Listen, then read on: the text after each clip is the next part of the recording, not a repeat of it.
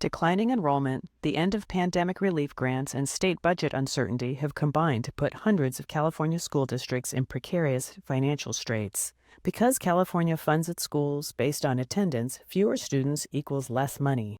Pandemic relief grants, totaling more than $13.5 billion in California, offered a buffer for many school districts facing financial hardship, but those grants expire this year. The number of students enrolled in California's K-12 public schools has dropped by 461,000 students, or 7%, over the past 2 decades.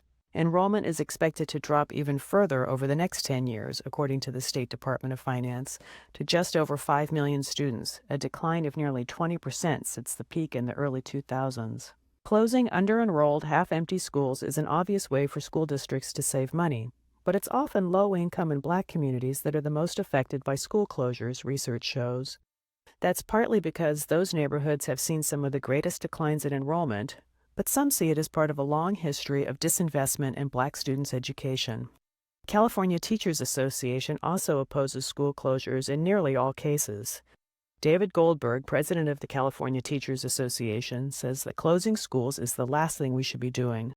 Schools are a safety net in so many communities. These schools have a whole ecosystem, a whole history in a community. Disrupting that is a setback that is hard to undo.